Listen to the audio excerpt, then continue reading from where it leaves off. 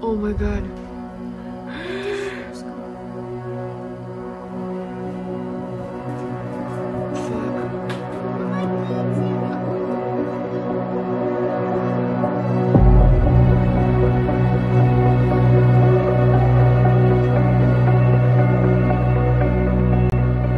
Durante la madrugada del jueves al viernes de la semana pasada, las fuerzas de defensa israelíes ejecutaron una brutal campaña de bombardeos a objetivos en Gaza que se había fraguado unas horas antes gracias a la inestimable colaboración de los medios de comunicación extranjeros desplazados a la zona, que cayeron en el astuto ardid que las FDI les habían tendido.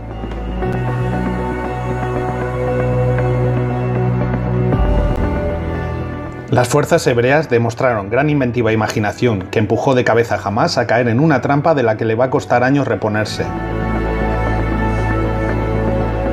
Una lección más que nos muestra lo que siempre asevero: por mucho que algunos quieran imponer ciertos parámetros o normativas, en las contiendas, cuando llega el momento de la verdad, no hay reglas.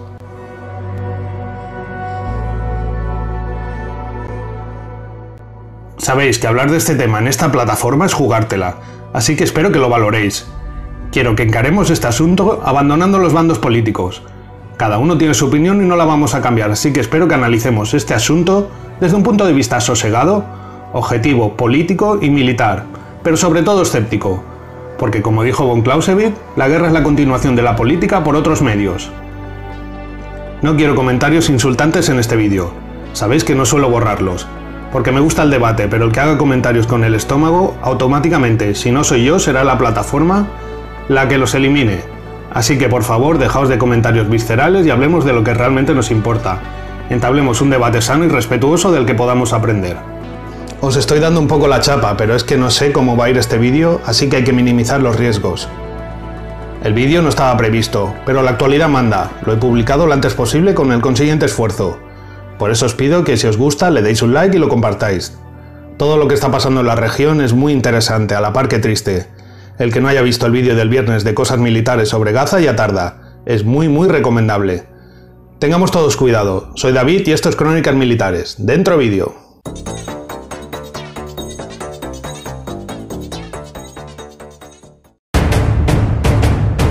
Todo esto estalla con la decisión judicial de desalojar forzosamente a unas familias palestinas del barrio de Sheikh Jarrah, en Jerusalén, sumada a algunos disturbios que se vienen produciendo desde hace un tiempo dentro del propio Estado de Israel. Estos hechos, junto a la lucha de poder entre facciones palestinas y en Tel Aviv, han desembocado en esta nueva operación militar en territorio de Gaza.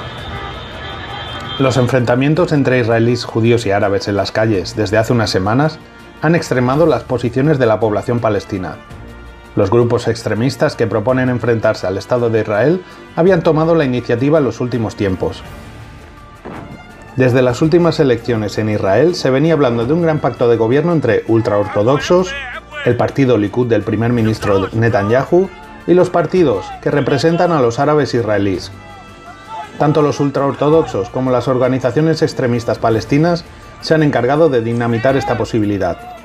No desean la integración y normalización de los árabes israelíes en la política del Estado.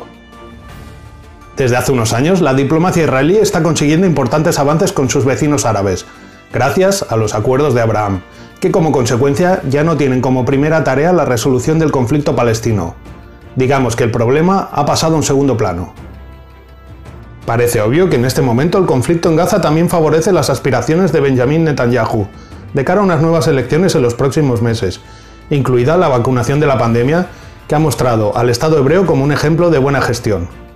Una operación militar exitosa puede subir ampliamente los índices de popularidad del primer ministro interino. De ahí puede que venga en cierta medida la gran difusión de los éxitos de la operación militar, iniciada este jueves pasado, bautizada como Guardián de las Murallas. Tenemos que tener claro que el objetivo de las FDI es minimizar a Hamás, pero no destruirlo, pues este grupo sostiene la administración civil del territorio en todo Gaza. Pero, ¿qué tipo de ardid o engaño han realizado las FDI que ha conseguido disminuir la capacidad de Hamás a la mínima expresión? Vamos a verlo. La espectacular operación aérea de las FDI ha causado grandes daños a la infraestructura de Hamás en toda la franja de Gaza.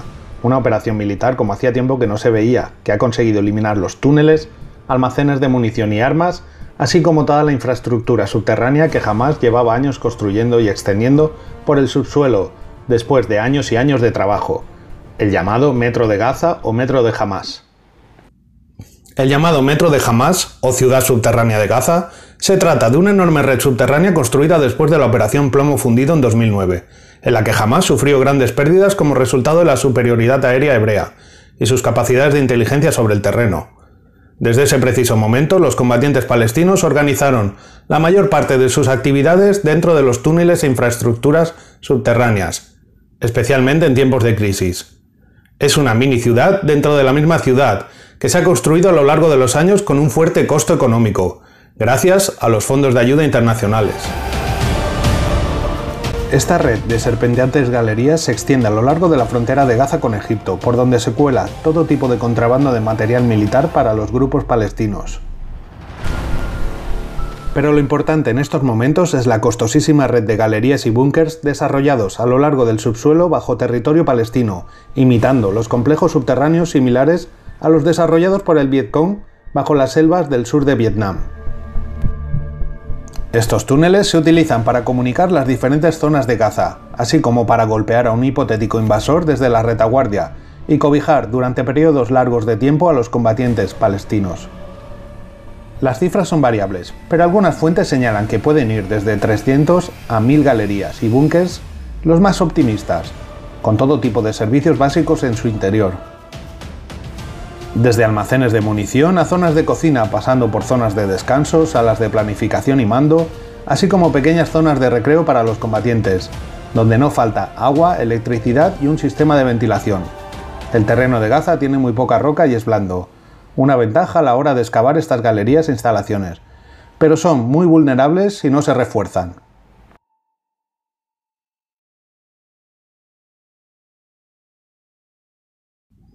Aunque se descubra la entrada de uno de estos túneles, su eliminación total causa problemas, pues los artificieros las vuelan, pero la mayoría de las galerías quedan intactas. En poco tiempo los combatientes de Hamás vuelven a abrir la entrada, de ahí la importancia de los ataques aéreos del jueves noche, diseñados y ejecutados para demoler con bombas de penetración las galerías e instalaciones subterráneas.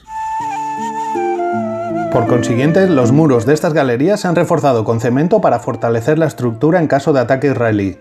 Sin las paredes y techos de hormigón, estos túneles se deterioran rápidamente, pero tienen la ventaja de un casi nulo mantenimiento, a no ser que haya que bombear las aguas freáticas. Aunque el Estado hebreo mantiene un embargo limitado sobre materiales de construcción, es muy difícil controlar este punto, pues la economía de Gaza se basa en el ladrillo.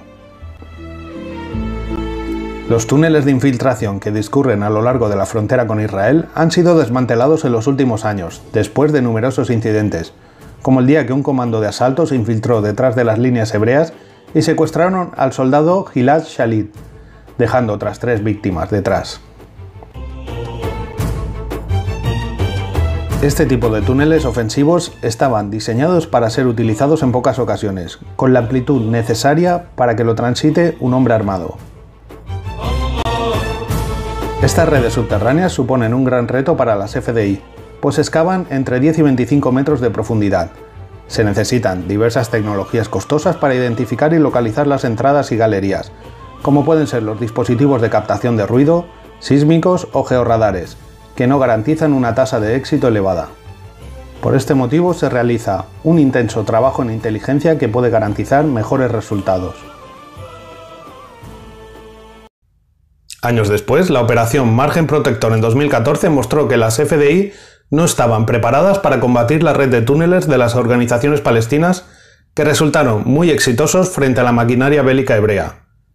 Debido a las lecciones aprendidas, las fuerzas de defensa israelíes comenzaron a desarrollar y sobre todo a mejorar armamento estadounidense diseñado para destruir búnkeres y túneles, la infraestructura que se había extendido por todo el suelo de Gaza hasta la frontera con Egipto.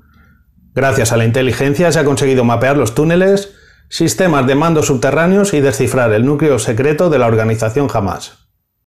Y ahora, la pregunta que nos debemos hacer es ¿qué tipo de bombas penetradoras está utilizando la Fuerza Aérea Hebrea para destruir las galerías y túneles de Gaza? Vamos a ver un resumen de algunas bombas en el inventario hebreo, sin descartar que la industria de defensa de Israel haya desarrollado novedosos artefactos antitúnel, de las que no se tiene apenas información, y algún que otro obús de artillería con estas capacidades, pero mucho más limitadas. La Fuerza Aérea Israelí dispone de varios tipos de bombas de origen estadounidense, como las GBU-27 y GBU-28, especialmente diseñadas para destruir búnkers, emplazamientos subterráneos o también llamados duros, con múltiples capas de protección.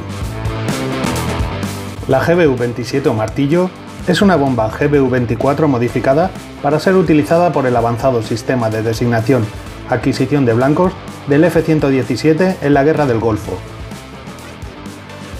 El operador ilumina el blanco a destruir con el designador láser y la bomba es guiada hasta el punto donde la energía láser es reflejada. La GBU-27 es un tipo de bomba guiada por láser que se utilizó por primera vez durante la Operación Tormenta del Desierto, por la coalición aliada con una tasa de acierto superior al 70%, y en algunos otros conflictos también desde entonces, como la intervención de la OTAN en la antigua Yugoslavia o la invasión de Irak en 2003. Se estima que el Estado de Israel puede disponer de entre 450 y 550 GBU-27, equipadas con ojivas penetrantes BLU-109 de 2.000 libras o 900 kilos. El costo unitario ronda los $55.000. El conjunto se completa con la unidad de guía Paveway 2, que proporciona el ángulo de ataque, por así llamarlo. Por ejemplo, si interesa destruir un búnker, la bomba caerá de manera vertical, hasta que impacte en el mismo. En el caso de otras instalaciones, como puede ser un puente, el sistema hará que en el último momento modifique su trayectoria para impactar de forma horizontal. La siguiente bomba en el inventario hebreo es la GBU-28, o también denominada Bunker Buster.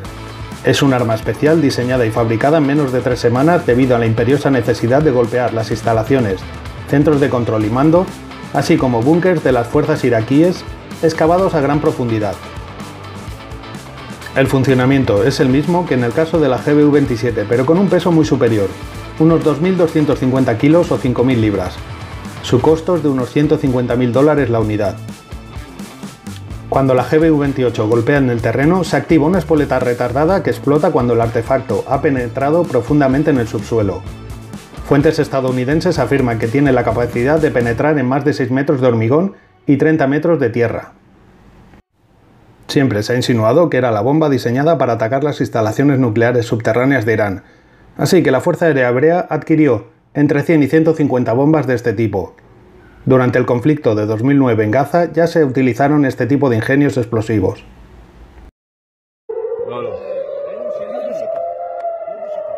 Desde el inicio del conflicto, Hamás ha lanzado unos 3.000 cohetes a Israel, en algunos casos con cierta precisión, con la intención de saturar el sistema defensivo Cúpula de Hierro. Esto pone entre la espada y la pared al gobierno hebreo, que mantiene su política del ojo por ojo. En este vídeo podemos ver cómo Hamás ataca una fábrica en territorio de Israel con un dron suicida. Un dron de apenas unos cientos de dólares. Aunque los daños son muy limitados, no se puede subestimar la capacidad de estos grupos.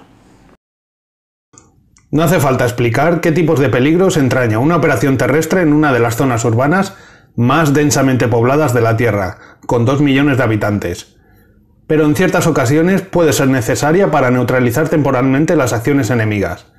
Debido a todo ello, Tel Aviv informó que había movilizado unos 9.000 reservistas para esta operación, desplegándolos a lo largo de la carretera paralela a Gaza.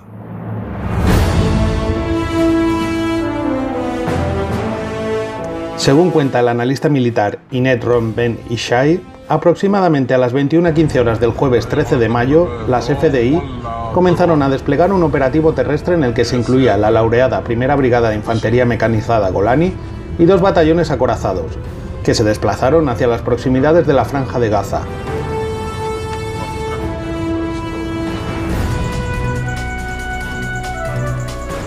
En ningún momento se buscó la discreción de este movimiento de fuerzas terrestres. Los habitantes de los 2 lados de la franja fueron testigos directos de lo que allí estaba sucediendo, con decenas y decenas de columnas de vehículos militares. Mientras las fuerzas terrestres hebreas se posicionaban, la oficina portavoz de las FDI envió mensajes a los corresponsales y agencias de prensa desplazadas a la zona. Estas agencias difundieron rápidamente el operativo terrestre del ejército que iba a penetrar en Gaza. El mensaje de las FDI era lo suficientemente ambiguo para dar a entender que se estaba entrando en dirección a los núcleos urbanos. Tropas aéreas y terrestres atacan blancos en la franja de Gaza. Los corresponsales extranjeros se encargaron de lo demás. En minutos se había extendido la noticia por todo el mundo. Las fuerzas de defensa israelíes lograron crear la impresión de que sus tropas habían comenzado una entrada por tierra en la franja. Se había conseguido el primer objetivo de la operación, la desinformación, gracias a los medios y corresponsales extranjeros. Aunque las fuerzas de defensa israelíes intentaron minimizar el incidente que se presentó como un malentendido debido a la cadena de mando, analistas militares hebreos muy próximos al ejército se apresuraron a explicar que la prensa extranjera fue utilizada como parte de un ardid para atraer a los combatientes palestinos a una trampa. Tan rápidamente como estas noticias se difundían entre la población y los medios de comunicación, los máximos responsables de las organizaciones Hamas y la Yihad Islámica comenzaron a ordenar que sus fuerzas se posicionasen para repeler un ataque de las fuerzas de defensa israelíes.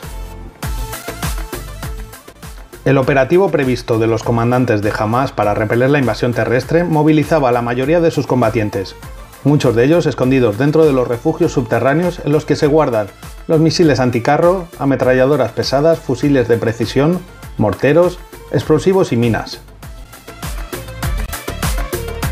Pero desde hacía horas, las FDI vigilaban desde el aire, desde el mar y por supuesto desde tierra los movimientos y las posiciones de las fuerzas combatientes de Hamas, que se desplazaban por los túneles e infraestructuras subterráneas construidos para ser prácticamente indetectables. Muchos de estos combatientes se pusieron a resguardo junto a su armamento dentro de los refugios improvisados. Otros, los menos, se posicionaron en el exterior. Poco a poco fue aumentando el flujo de estas fuerzas que no pasó inadvertido para Tel Aviv, que parece que conocían perfectamente el emplazamiento de estos túneles. Una vez estos combatientes palestinos se posicionaron esperando la intervención terrestre hebrea, la Fuerza Aérea comenzó el ataque a las posiciones de Hamas y la Yihad Islámica, con una virulencia como no se había visto en años. Unos 160 medios aéreos, incluidos drones, helicópteros Apache y cazabombarderos, machacaron decenas de objetivos de Hamas. No hay certeza de cuántos combatientes de Hamas y la Yihad Islámica resultaron bajas o quedaron atrapados dentro de las infraestructuras subterráneas, pero los que consiguieron salir de los túneles huyendo caóticamente fueron presa fácil de francotiradores, artillería, fuerzas especiales y de los helicópteros Apache.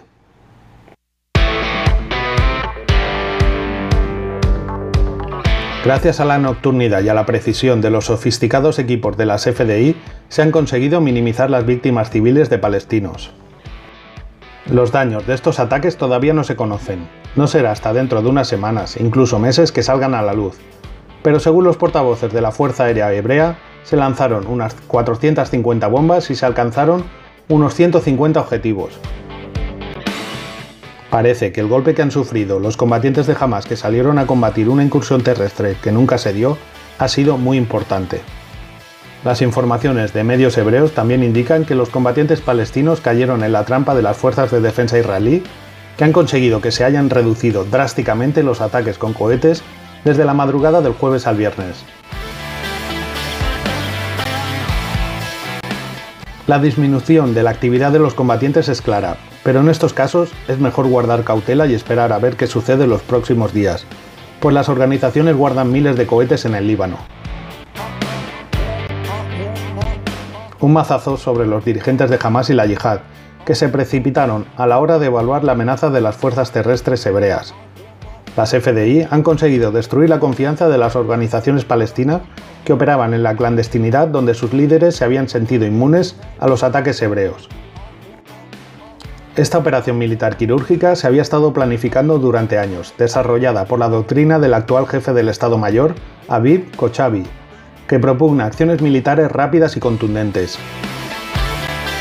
A esto se debe sumar los duros golpes que las fuerzas aéreas hebreas han asestado sobre los líderes de Hamas y la Yihad desde el pasado lunes, y la casi completa destrucción de los laboratorios y almacenes de desarrollo de cohetes.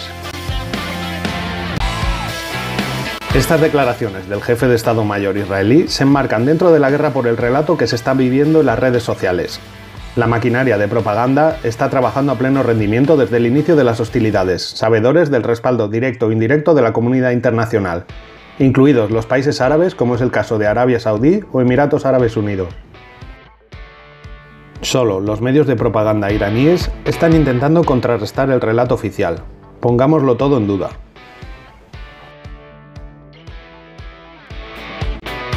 Pero no debemos exagerar el éxito de la Operación Guardián de las Murallas, aunque las autoridades y algunos medios hebreos estén ensalzando el triunfo sobre las organizaciones palestinas, posiblemente fomentado por el gobierno interino de Israel, que tiene intereses electorales en las próximas semanas. No hay que subestimar a Hamas ni a la Yihad Islámica, que todavía tienen algún que otro as debajo de la manga, como la posesión de algunos cohetes con sistema de guiado preciso que podrían ser utilizados como bala de plata.